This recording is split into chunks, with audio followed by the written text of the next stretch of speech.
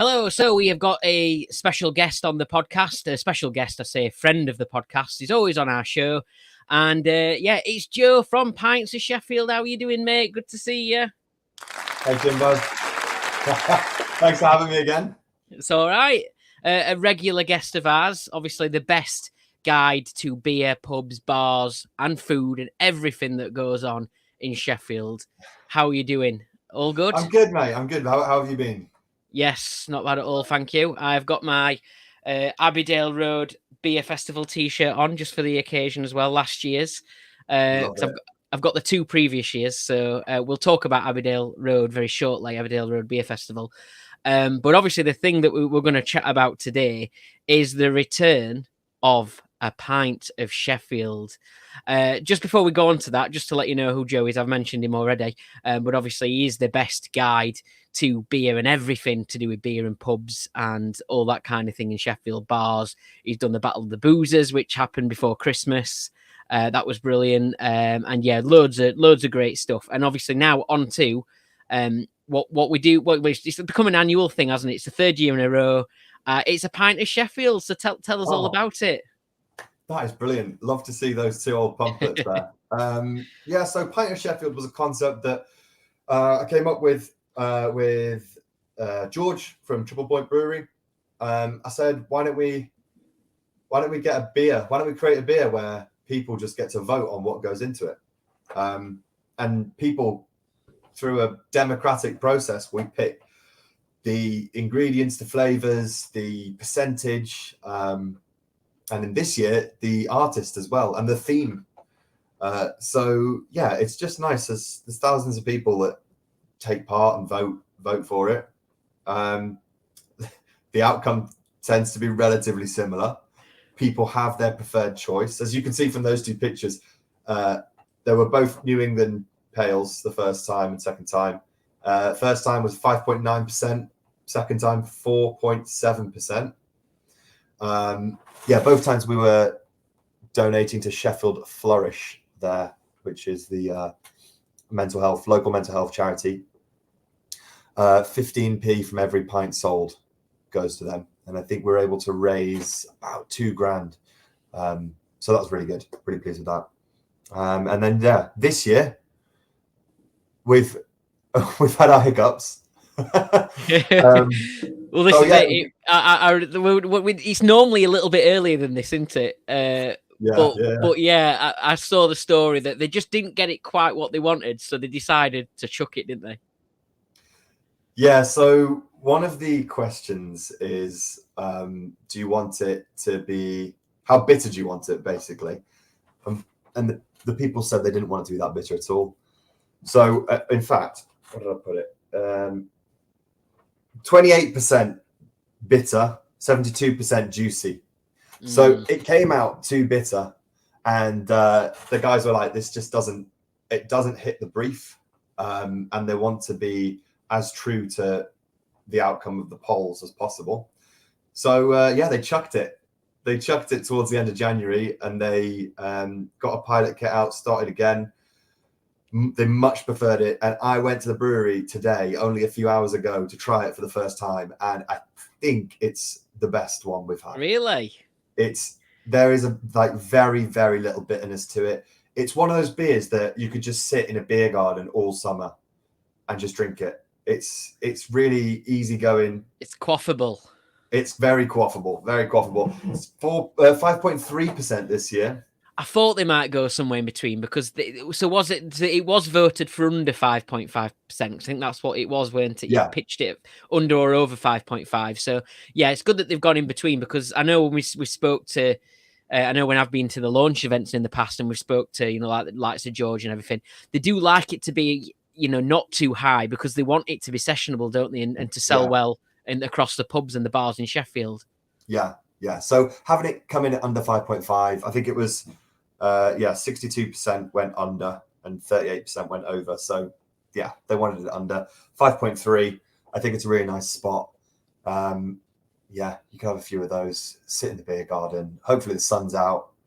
I mean, not now, but later on in the year. So if you want to come down and try that, for the first pour first pour is Thursday at 4 p.m. I think Triple Point are opening on Thursday. That's it. Well, I mean, I usually put this YouTube thing out, and obviously the episode El Nodo goes out on Friday. But because this is very timely, I'm going to put this YouTube video. I'm going to put it out as soon as I can. So hopefully people will be encouraged to go down and try it at the launch on Thursday. So what time can people expect to be able to get it from on Thursday? Well, it should be ready to go from when they open at 4. Right. I had that confirmed today. I mean, I'm going to go down, but I probably won't get there till like 6 or 7. But I'm looking forward to it because I've only had it from the can. Like I tried it out of the can today, and yeah, that was exciting. But I'm looking forward to getting it on draft. And that's the thing, isn't it? In a can, it's almost a pint of Sheffield, isn't it? Yeah, almost a pint of Sheffield. It's a pint of Sheffield when you can get it in a pint, but because the cans aren't pint sized, then it's almost a pint of Sheffield. They're not far off though. They are the big 500 mils still, aren't they? I think, is that right? Yeah, they are the big. Yeah, they are the big ones. I've got one here. Yeah, I mean, before we reveal it, because I'll do a little drum roll for you and everything if you want. Okay. I can do that. I can do drum rolls. We'll do that in a second.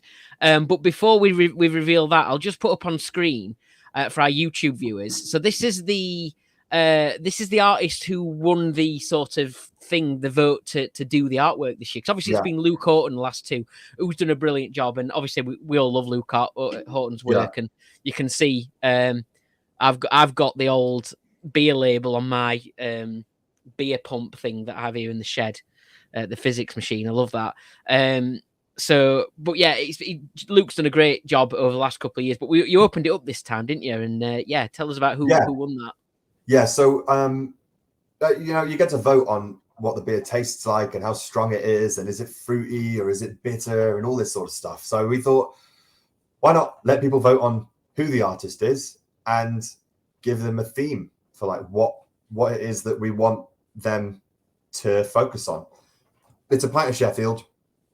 So we picked 4 themes. I can't remember them now. Nature, Sheffield icons, industry, and it might have been football. It might have been good on football. I can't remember. Nature won, and as you can see there, she got over 200 people voted for her. I think we had about 1,000 votes for this one. Hang on, no, that's impossible because she wouldn't have won. Must have had less than 1,000 votes for this one. But yeah, Hellion art.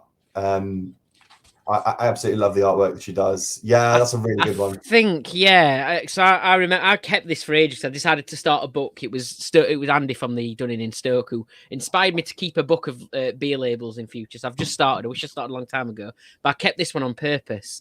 So this was another Triple Point beer, weren't it? Round corner, obviously. So she did that one, didn't she? So it's that's the kind of that's her work there for YouTube viewers.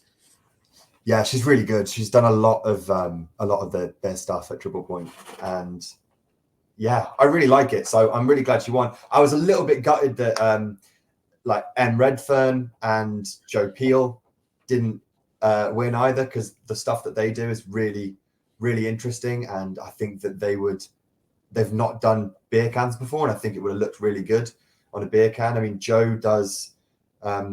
She does murals all around Sheffield, like industrial ones with that blue and orange, and they're really iconic around the city. And she was like, I'll just have to draw it, and then someone's going to have to digitize it if I win.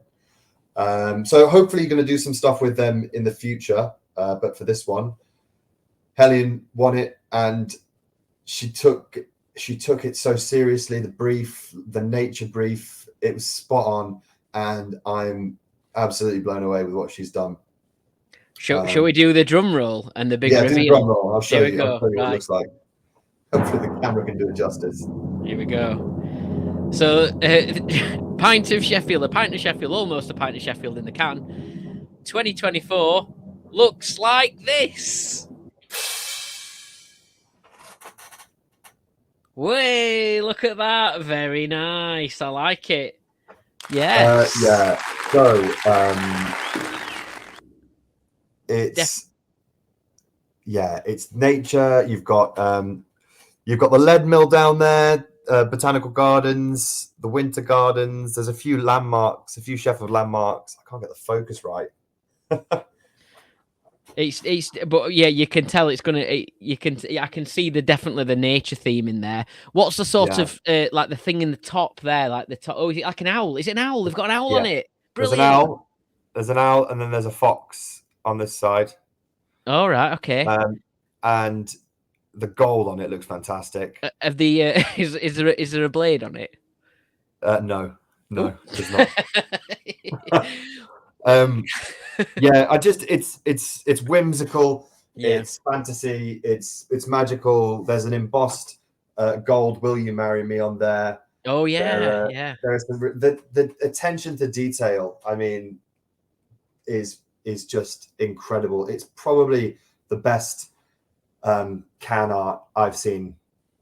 Just for the amount of detail, and like I keep looking at it, and the longer you look at this, the more you find it's sensational. And the way that they've chosen to use the gold just looks really good as well. Yeah, I'm really the color, it looks really, really good. And I think it is nice to change the style. Obviously, we had a similar style for 2 years, haven't we? So that it's nice to sort of change it up. And yeah, and I know what you're saying about it's one of those cans that you're going to spend a while looking at and spot different things. And I kind of found that a bit. I don't know if you've seen the Vocation Sheffield t-shirt, and they do like a Manchester one as well.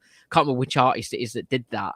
But there's like a t-shirt, and it says, it's got Sheffield on it, and there's loads of things on that as well. And it's similar sort of effect where you sort of stand there, looking at it for ages and spotting different things. But that's brilliant. Nice work. I'm looking forward to getting some cans into that.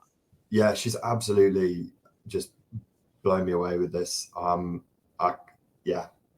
even think there's like one of the peaks. I think there's Mamtor or Stanage Edge or something in the background as well, with the golden sun just descending over it. But this is just one of the greatest cans. I mean, I've got a bit of a can collection going just for not for the contents, but just for the art, like can art collection. And if I wasn't even connected with this would be one that I was trying to pick up, because it's just so unique. I can't wait for people to get their hands on it. That's it. I don't know how much Triple Point is selling them for yet. But yeah, I can't imagine it's more than what they would normally do last year. But yeah, I don't really know. Well, get yourself down to Triple Point. Get on eventually they'll go on the website for people to order as well if you want to do an delivery order and all that. And also I know a lot of local bottle shops, particularly in Sheffield, I know they managed to get hold of them as well. So yeah, keep your eyes peeled for it and get yourself down to the launch. If you're watching this before Thursday, the launch is Thursday night, but then obviously they'll be in the tap room, won't they, for the foreseeable future? So yeah, they'll be everywhere. I'm still really disappointed they didn't keep the beer that went wrong and just label it as a pint of Leeds or something. Or yeah, I said the same.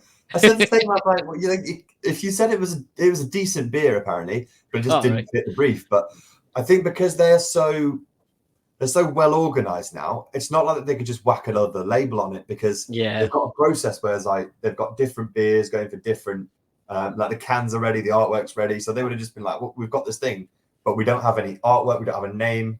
So they were just like, let's scrap it, start again. Well, it's good on them, good to get it right. I'm not a brewer, but that just seems insane. But yeah, they are perfectionists when it comes to the beer, and I'm really glad they chucked it away, because this is absolutely sensational. They gave me a sneak preview of another beer as well, just straight out of one of the tanks when I was there. And again, another New England IPA. They've absolutely nailed the New England IPAs. Oh, and, that again, really good. But it's like 7-point-something%. And when I come down on Thursday, I'm hoping to maybe grab a chat with George about the Sky's Edge beer that they've got down at the West End as well, which is incredible that they've done. I know they're really proud of that, aren't they? That they've got a beer down there at the West End now for the musical. Yeah, that's really really impressive. I've not tried that one yet. I'm sure it's really good. Yeah.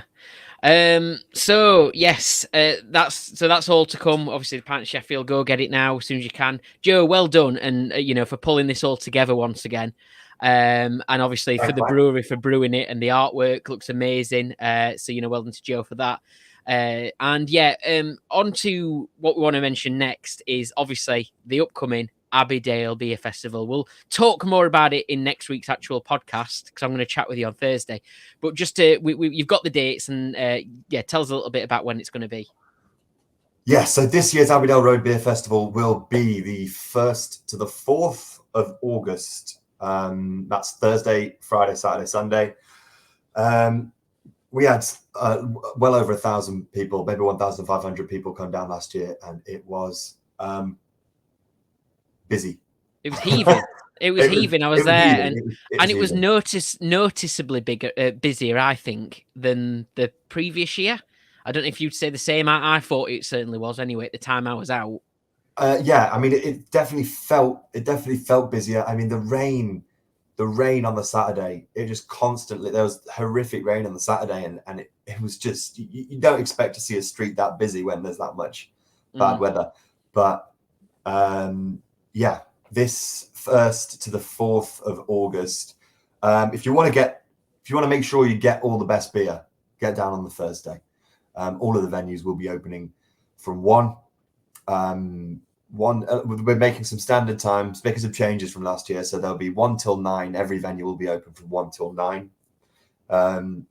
So come down on the Thursday. I think they're going to be doing a few little things. I think Triple Point might be giving a talk on the Thursday as well. And there's a quiz going on somewhere. It's going to be a great weekend of beer. It's good that it's over the 4 days as well, particularly because obviously that time of year, it's kind of the start of the football season as well. So people can get around that. So I know that, if people have got things booked in the weekend, you've got the Thursday and Friday to go, haven't you? And I'm going to be putting my annual leave in for Thursday now as soon as I possibly can, so I can get down. Because I know there's lots going on in the summer and stuff. So really looking forward to that. And we'll chat more about it next week as well. But for now, everyone, put it in your diary. First of all, the 4th of August. This year, bring on the summer. Joe, thank you very much, and I'll see you at the launch on Thursday. Yeah, cheers, Jimbo. See you on Thursday, mate.